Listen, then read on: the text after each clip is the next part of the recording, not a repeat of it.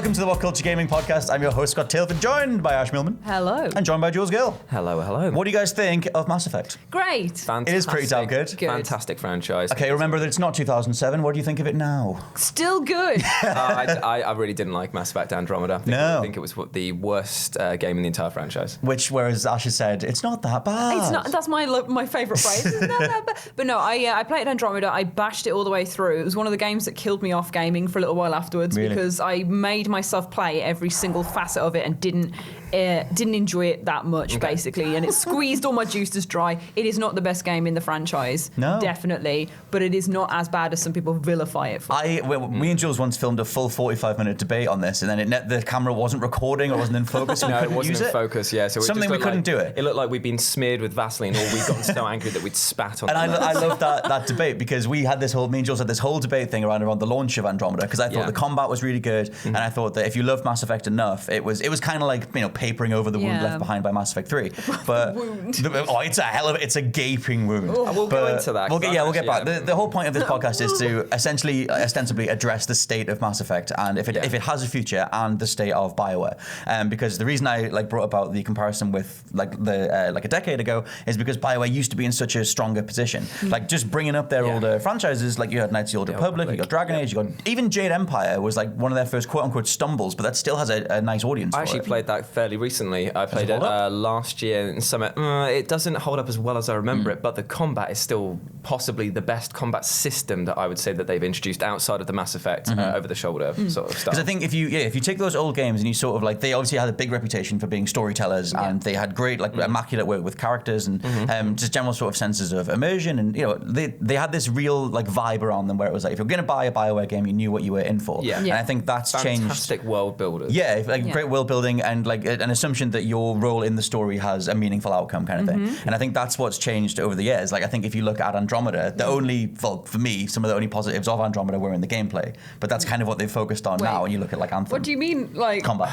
Well, okay, I thought you meant the only positive thing about this game was the gameplay, which sounds like the actual game. No, just the hands-on stuff. For me, Andromeda was just there's so much that's wrong with it. It is a functional game. As in, you could literally sit down and put 40, 50 hours into it and see it through. But you tell me that the story was engaging. It wasn't. It was so stupid to begin with. It didn't make any sense. You're wrong, Ash. No, I'm not saying that you're wrong. Everyone is entitled to their opinions, but I'm just saying, for me, undoing some of the lore that they'd spend ages crafting.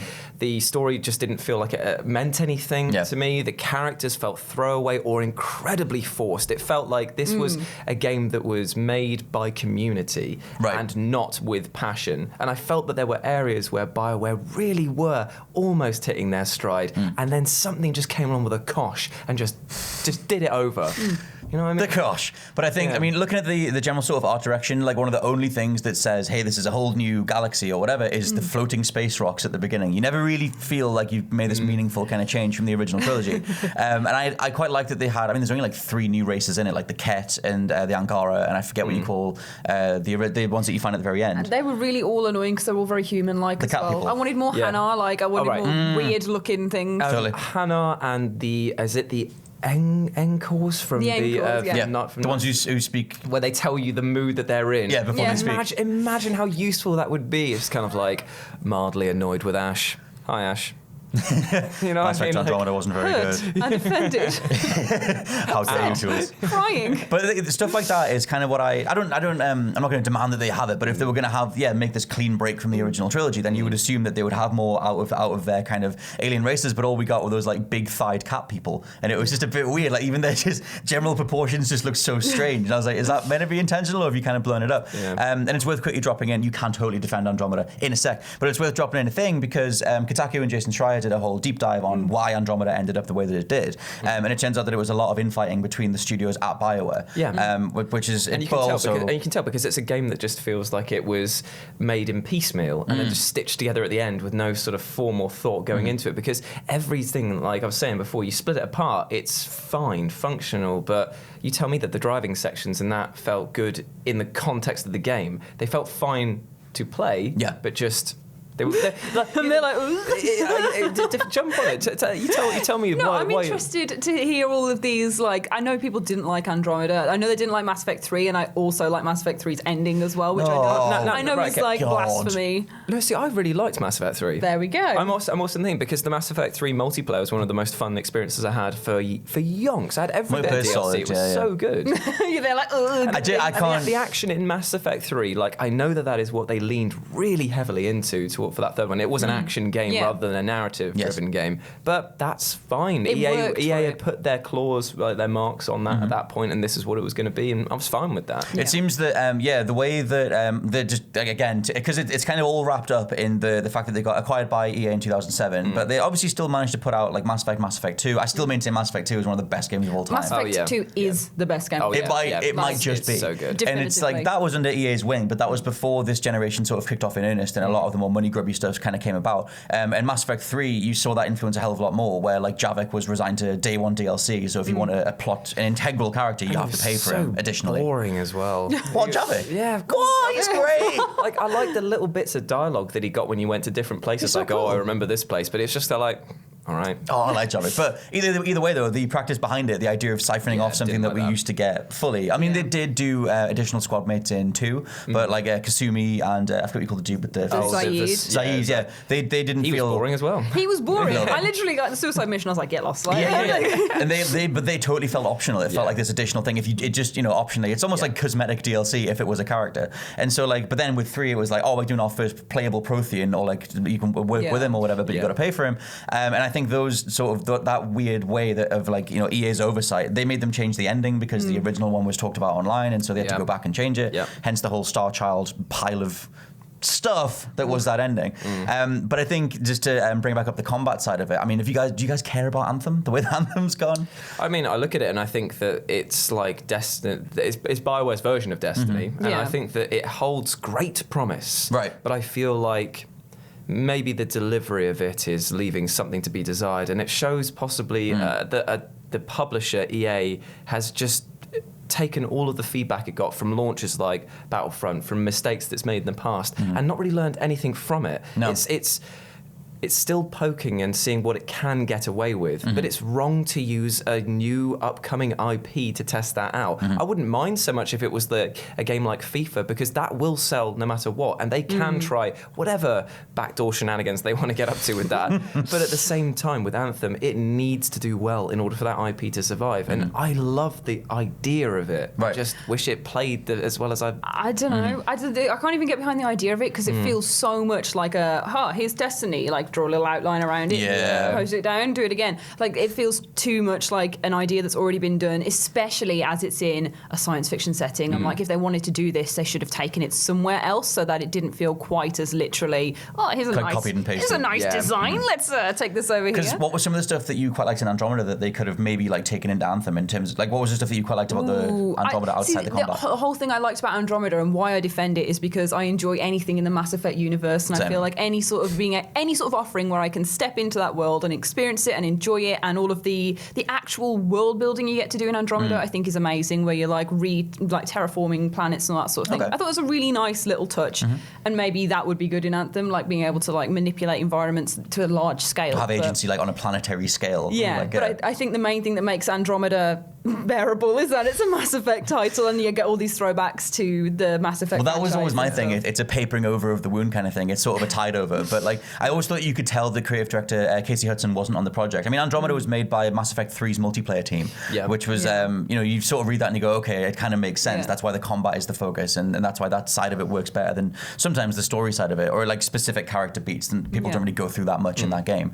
But then you look at like Anthem, and it's like that's the tone that they've carried forward. It's this very like easy access kind of characters going like, we got this, and then like we got this is like the go-to like base 101 entertainment thing. Playing Destiny, when I first like tried that out, this was like ages ago when it was first around. When I first played that, I just felt empty. Like the world felt empty. It was full of people doing things, doing weird dances to each other, but it felt like empty. It felt like it had this massive face but nothing behind it. Whereas that's what Anthem is feeling like to me again, just from all this first look stuff. Like a beautiful facade. Yeah, like it's such a beautiful world and everything, but because it's not actually like so much a narrative as it is a multiplayer experience, like I don't like it. I like games to give me something to go in there for. I mean, are we asking too much though? Like, I mean, No. Well, that's my overall point because of where they've come from. Anthem maybe missold the premise of what it was based on the very first trailer. We all thought that it was going to be a story-driven thing, or there was going to be something that felt like it was going to be like, you know, when they did the whole thing of the vertical slice where the guy was floating through all of the different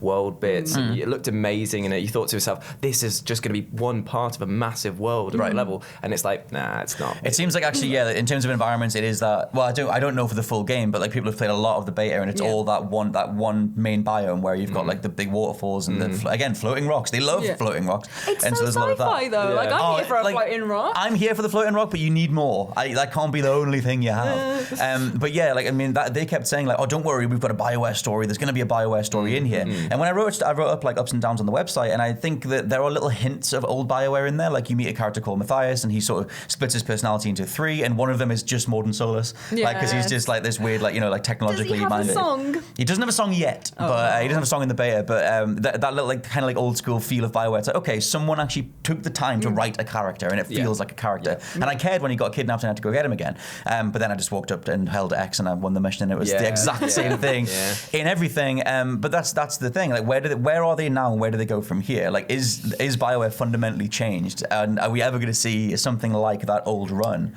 again? I think that maybe Bioware has possibly pigeonholed themselves into the sci-fi developer who will aim big and maybe take a while to get its full message out. Like, I really felt that while Star Wars Knights of the Old Republic was utterly fantastic, Knights of the Old Republic 2, in terms of the tweaks and the balances they made, actually felt like the game that they were trying to make the first time around. That was Obsidian.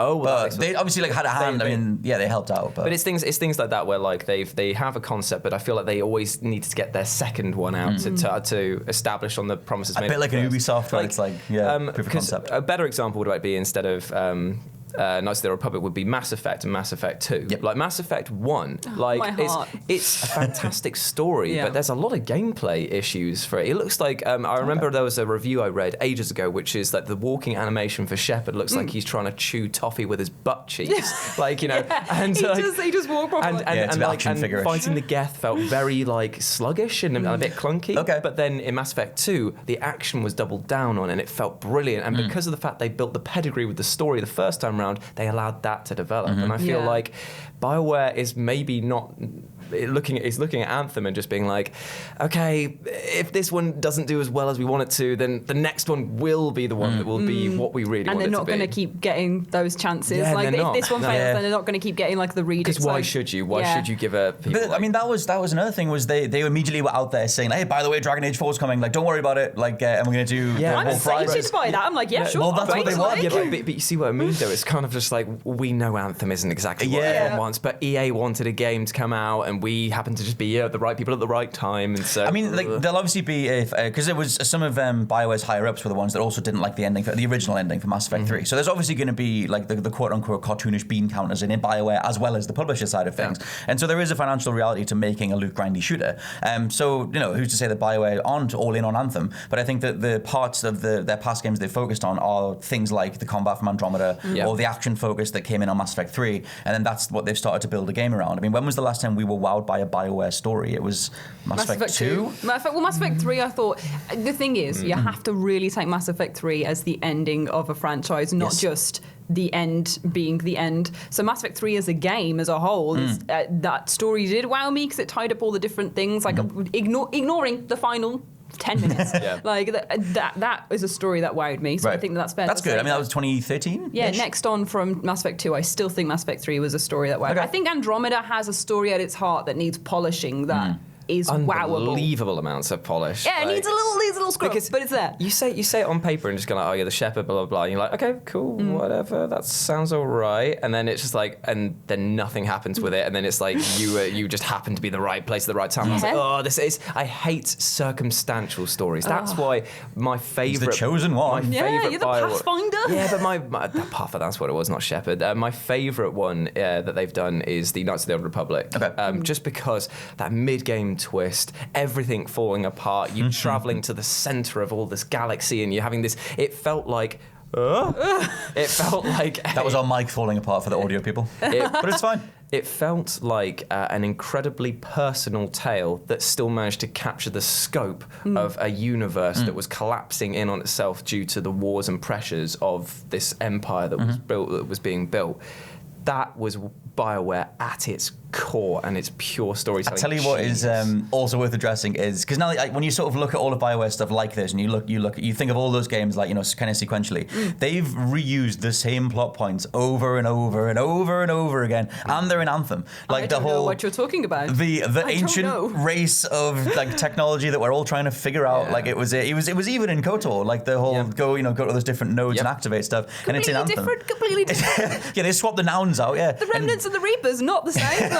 Hangover 2 is a completely separate film. Yeah. But yeah, and even in Anthem, they've got I can't think what you call them now, but there's an ancient race that are behind why the Anthem is the name of the world, and that's what shifts around, and they're trying to figure that out. Let's just call them the Forgottians. Sure, it's something like the Sources or something, like the Source. My word Men. was better, to be fair. Maybe. I like all the Sources. But yeah, I mean that's They're one of not the like things. cheap 10p sweets you used to get down the corner. Oh, a nice little saucer. Oh, that's more of an English thing. Fizzy Anyway, fizzy there we sauces. go. point being that I think when you look at the way that a lot of their stories, like we love all their old school stories, but they sort of had a template that they were sticking to, and I think they've innovated on the combat side, on the gameplay side, but they haven't on the story side. And even though actually in Andromeda, I remember not Drew Carbishin, Mac Walters saying that like he liked the idea of changing the dialogue system so that it wasn't just binary Paragon and Renegade, it was just like 5 or 6 options, and you never really knew what was good or bad. Yeah, like I that like was that. a nice idea. I do like that. But I kind of read a hell of a lot after the fact saying that if you don't know what you're committing to, that therefore limits what your character actually is, and it ends up being this big like miasma of grey kind of thing. It's actually a false economy of choice. That because basically if you are given a vague word like threat or like something sarcasm like in Fallout 4. Yeah, like sarcasm, then you actually have no control because it's a predetermined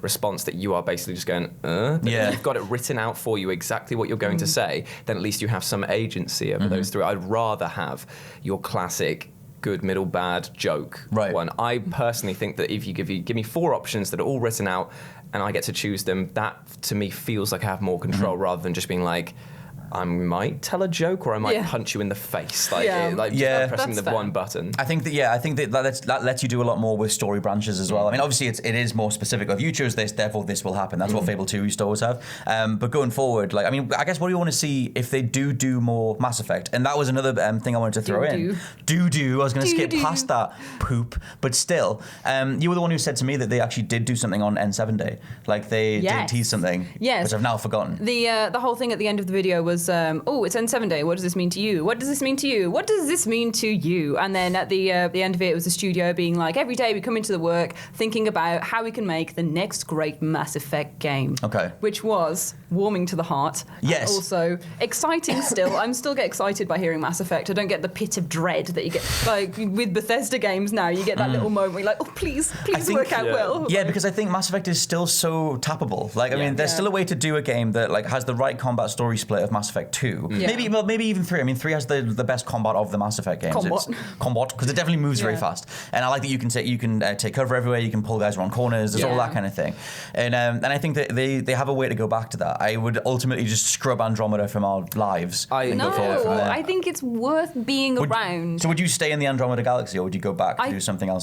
I think Andromeda. wouldn't scrub it from existence. I think it's fine being there. Combat. I think if they can develop the Andromeda universe, it would be good. But I think the story that has been told there is the story. I don't think they the tale of the shepherd. It's kind of like the Pathfinder. Okay. The Pathfinder in Andromeda. Yes. Shepherd in yeah, that's the one. The thing is that like it's kind of like the Star Wars stories, like the Rogue Ones and the Han Solos. That's what I see Andromeda as, something that fits into the bigger narrative, but isn't necessarily essential viewing in order to get a full appreciation of the franchise. I would recommend that people play it because of the fact that it's worth experiencing, just because there, like you say, there is a massive lore dump and you do feel like you're involved in a lot of very things. pretty. They fixed a lot as well. It's very pretty. Well, when It it is. stopped bugging out. Well, I did. Yeah. They've patched a lot of that stuff now on the technical side. When it initially started to leak, whether they were going to do another Mass Effect, and it was going to be this like side story thing, and all the stuff with the Ark, the idea that what do you call it, the Elusive Man, like that he'd somehow funded, like Cerberus had funded this idea of a group of people, like a billionaire, like a bunch of people who believed Shepard and believed the warning warnings about the Reaper invasion, and then they set off to just escape. Fantastic. Yeah, that's a great pivot to do. And I wrote a whole thing about like how they could have done it or they should have done it. And I totally would love if they had. I mean, I think it's too late to do it now, but I think in Andromeda you could have had a bunch of characters where like some of them believe Shepard, some of them don't, and you can explore. They can kind of metatextually address the end of Mass Effect 3 through a new crew, based on who believed him, who didn't. Oh, did you hear about the Star Child? That's ridiculous. I mean, what I think would be fantastic is if like you don't even need to go to the full war scope. That's the thing. Everyone always thinks that it needs to go bigger and better for the next one, and that's fine for the trilogy. But what about this? I'm going to pitch an idea to you for the next one. If any Mass Effect developers are watching, you play as a Turian, and you are on the Citadel just as a police officer. That is the entire game, and you basically have to undercover. There's an undercover ring that's looking to either sabotage or take control of the mainframe or weapons system, and it's set around the time between Mass Effect 2 and 3. So there's the bigger war that's going on there, but you have to hold the fort. I think that would be kind of like Dragon Age 2. Not played it. I think that'd be a fantastic spin-off as a smaller game. I don't think you'd get a 40-hour thing out of it, though. But that's the thing. I'm thinking that like Bioware should maybe scale things back. That's the problem. Have a little dabble. Like, go for the story focus. Go for a personal tale that does include a few characters, but doesn't try and draw in everything, because it's the weight. The weight gets boring. Of just like, you are the chosen one. Here is the secret alien doodad that will do this. It's just like, I'm here for it all. Just give me a small personal tale. I would like them to do that because it would focus on storytelling. The thing, DLC, the Citadel DLC was their best example of... And that was fantastic. I thought it was brilliant.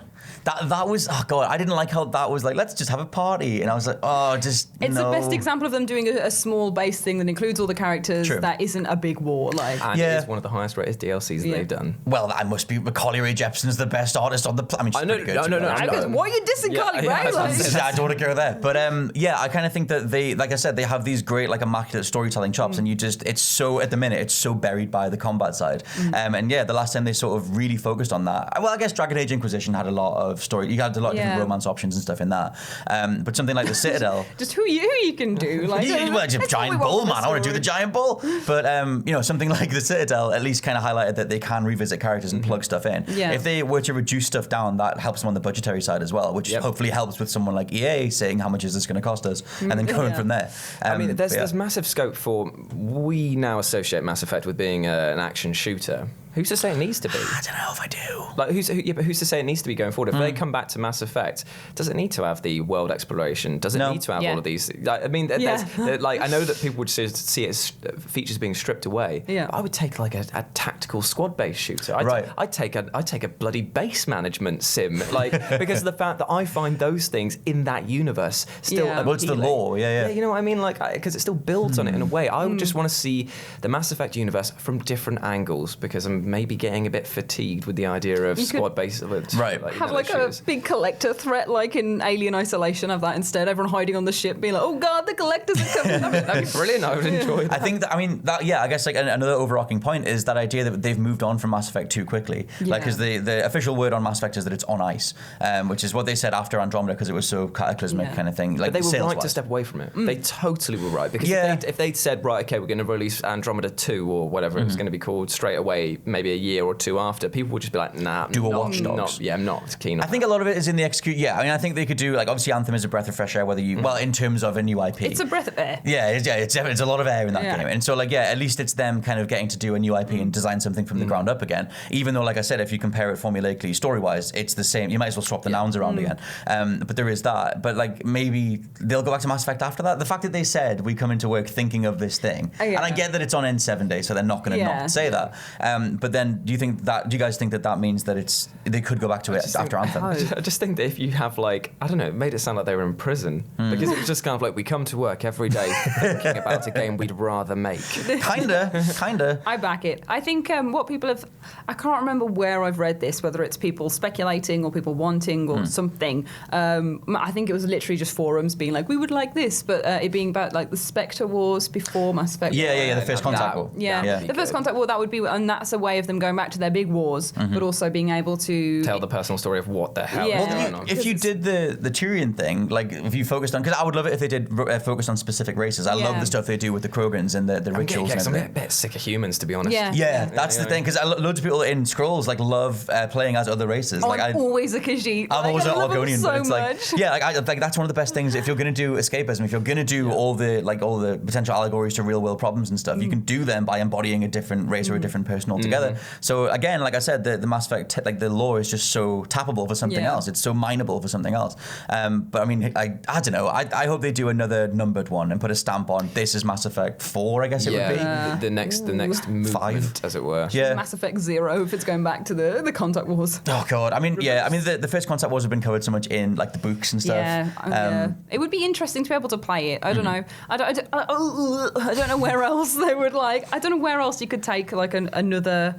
I keep thinking about this formula you've laid out about it being a big war and it getting bigger and bigger because that is what it is doing. Like it definitely is. But once you've had like world-ending gods appear, it's not really gonna. You're not gonna top it again, are you? Like, No, unless you do it again, but from a different angle, and you do it from a fatalist perspective of the Prothean race, where basically like you are fighting and you know you're going to lose, but it's you getting like the Animatrix, where it's like getting that message out. Yeah. Like so, the whole game is just building up to you helping the next generation of people try and survive. Well, that really worked with like Rogue One. Like you can, because I mean, I would go back to the Shepard stuff. I would love for them to address the end of Mass Effect 3 in some way. I don't really mind how you do it, but I would love that they sort of, because they did the extended cut and then they just pretended it never happened after that, and it was like, now we're doing Andromeda, and we're going to a different galaxy, so we don't have to talk about it. I know. And then everyone who's in that game doesn't even know how the Shepard story ended because they've already left. And that's a real shame. And that was their way of just never addressing it. So I think I would like them to be able to reapproach like something that happened in that timeline or some way of addressing the end of Mass Effect 3. But whatever, you guys let us know what you think down in the comments below if you're on the video version, or find us on social media if you're listening on the various platforms that we're available on. This has been the WhatCulture Gaming Podcast. I've been your host, Scott Tilford, joined by Ash Millman. Goodbye. And joined by Jules Gill. Go follow me at RetroJ with a 0 over on Twitter. Good Lord, we'll catch you next time. Plug.